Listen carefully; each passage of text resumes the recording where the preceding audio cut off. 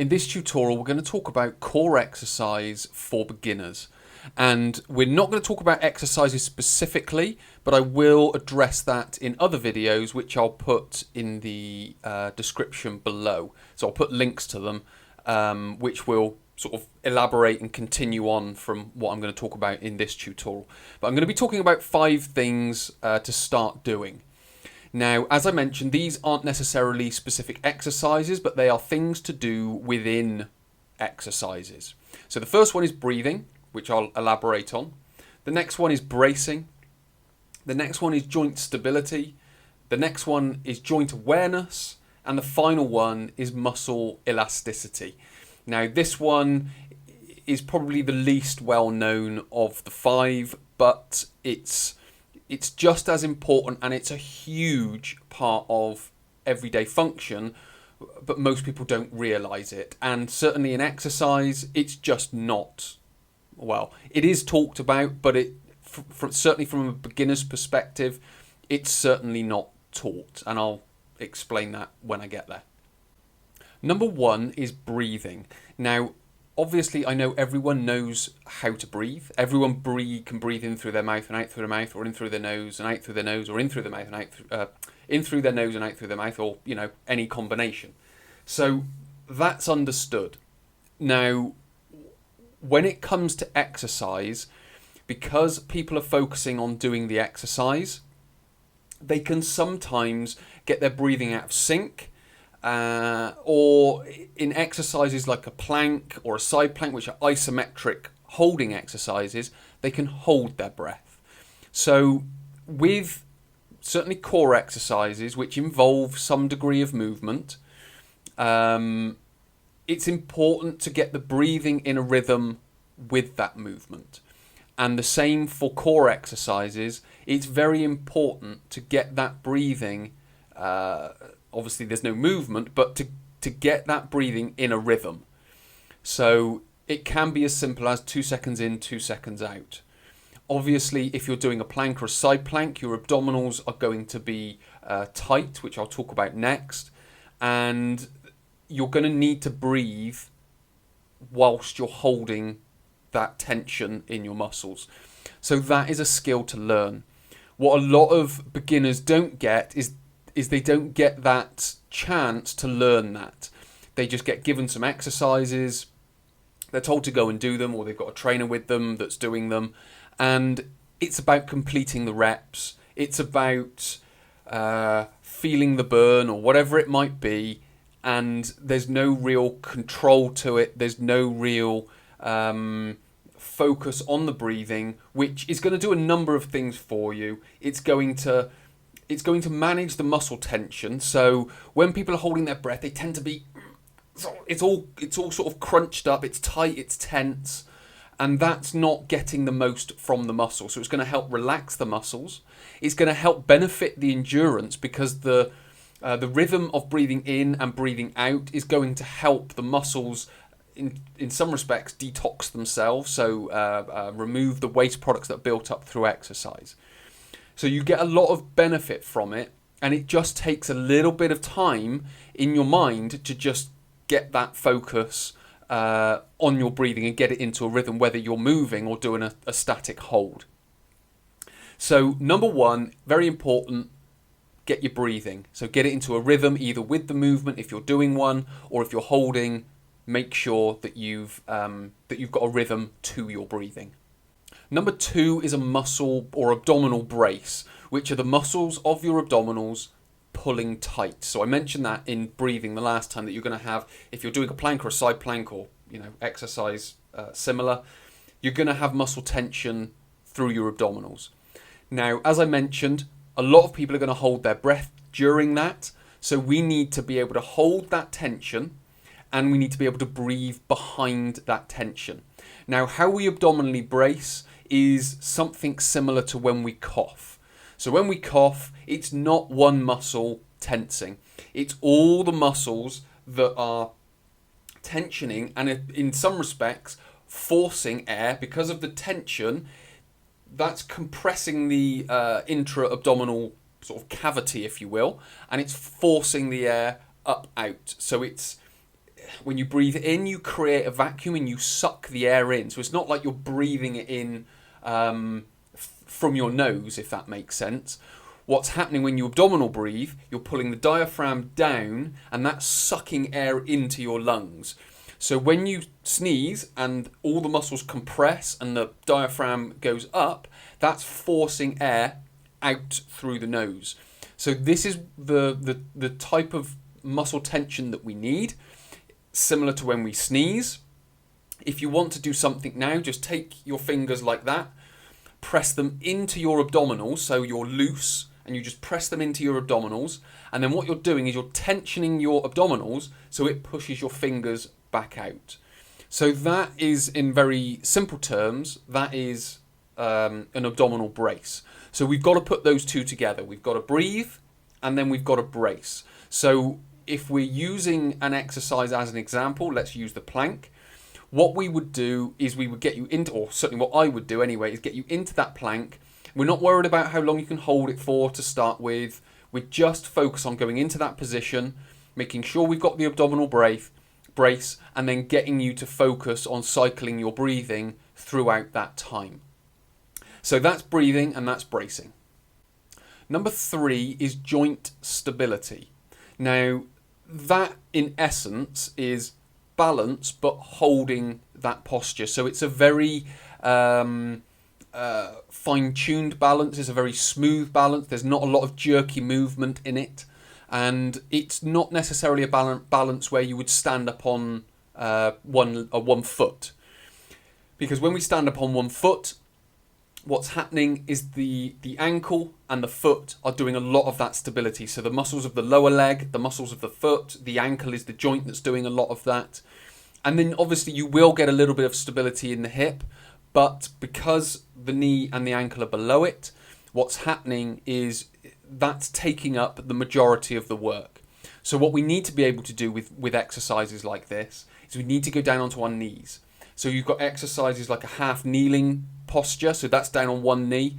So you've got one knee on the floor and then one leg is up and at 90 degrees. So it's those postures that we need to get smooth. And then once we've got good balance there and it's smooth, what we would then do is you would also integrate the breathing and the bracing on top of that.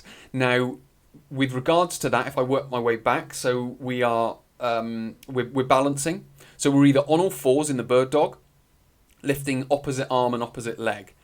That is then sort of the hips and the shoulders want to wobble. So once we've got that smooth, that's sort of where we need to be aiming. Or if we're up on one knee, we want to have a nice, easy, smooth balance. We can bring the feet in. So you've got the knee at the back here and the foot at the front here. So that is sort of on a tightrope. So that's going to be getting that that smooth, let's just say, balance and holding that posture. What we would then do along with that is we would then do that abdominal brace, but it would only be light because it doesn't need a full, intense brace because it's quite a delicate sort of movement. So we need a delicate brace to go with that. And then what we would also do is layer on top of that is we would then layer on top of the breathing. So what we're doing is we're not doing exercise for the sake of doing exercise at the moment, certainly for beginners. What we are doing is we are learning these basic skills that we need. I call them the core skills. There's 5 of them. I'm not including all of them in this because they don't necessarily work just in core exercises. But with that said, we want to be able to have good balance, holding a posture in a sort of a smooth and delicate way. We want to be able to brace the abdominals, so we can do that in a plank, more tense, or in a bird dog, more lightly.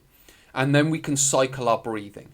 So those are the 3 things that we're focusing on whilst we're doing that exercise. And then what can happen is, and what I should say as well with regards to breathing, when we do go into an unstable position, if we've got rhythm to our breathing and relaxed breathing, that's going to help our balance because our muscles aren't twitching and stressed, which comes with sort of that high chest breathing that's associated with stress response or panic or anxiety or so on and so forth.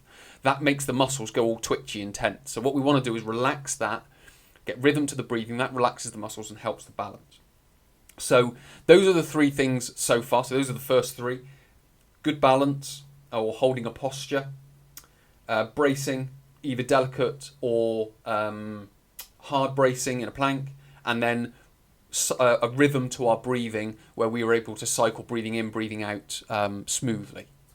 Number 4 is joint awareness. Now, this is, so we would start with those first 3, certainly start with the first 2 in the plank and then build the bird dog on top, or the half kneeling on top where we're able to challenge the balance. So we would build that in. And then what we need to focus on is the joint awareness. So if we use the bird dog, which is down on all fours, lifting your right arm, left leg, holding that for a period of time, bringing that back down, and then lifting up left arm and right leg. So what we would do is we need to be aware of what the joints are doing. Now, obviously, if I said to someone, lift your right arm and left leg, they would be able to do that.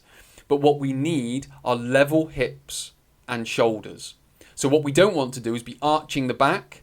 We don't want to be sort of lifting a hip or lifting a shoulder, so we're not twisting the body. We need to maintain that neutral posture through the torso.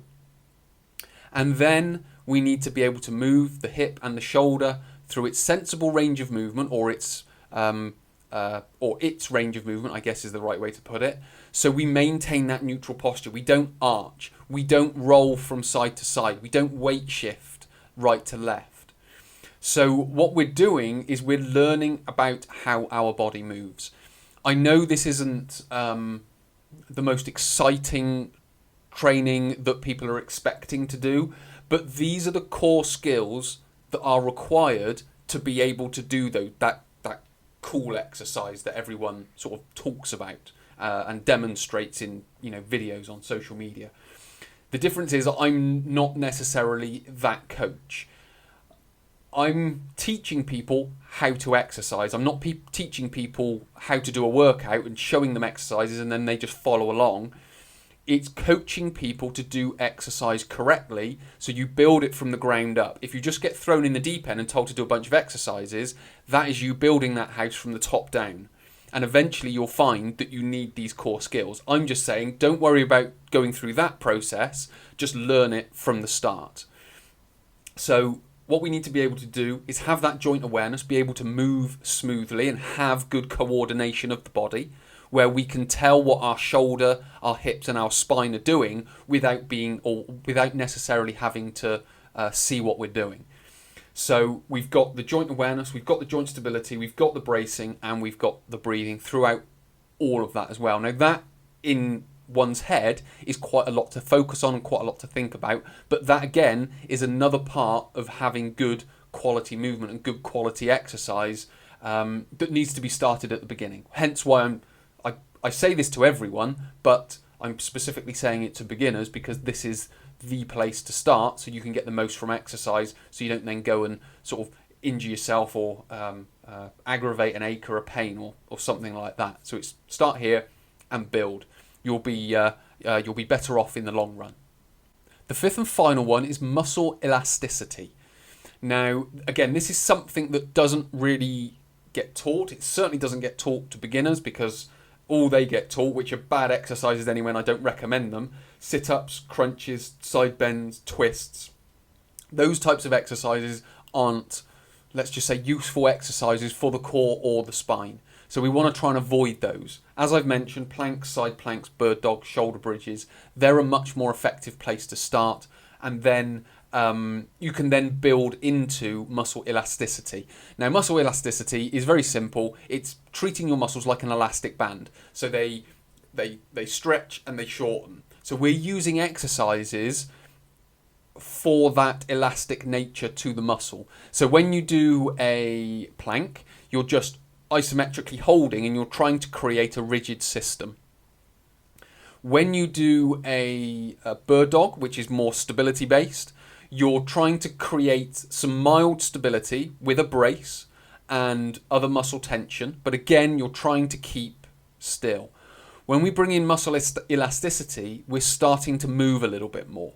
We're starting to use arms, possibly legs, possibly introducing a little bit of bounce to it, but there is momentum involved in the exercise. Now, what's going to happen is I'm going to add videos underneath, which include breathing and bracing, which include stability, and which also include muscle elasticity. So you'll be able to find and put what I'm saying into practice.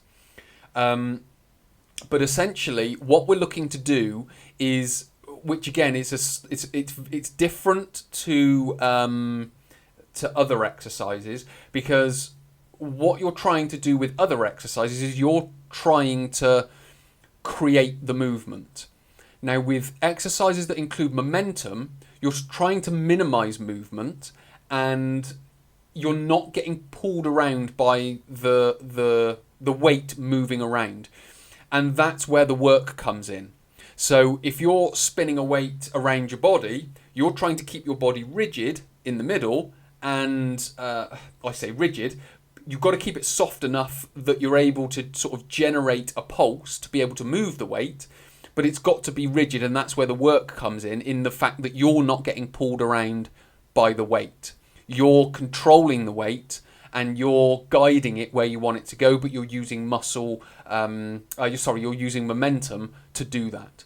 So these are the sort of 5 things to start doing. Now, I recommend starting in that order. So you start with breathing, you get that down. You then build in bracing, and you get that down. You then work in joint stability. Now, this doesn't mean it's going to take weeks and weeks to get your breathing right, and then weeks and weeks to get your bracing right. But it's just spend some time at the start of each session and get your breathing right. Get that bracing, that abdominal brace going. Focus on some joint stability.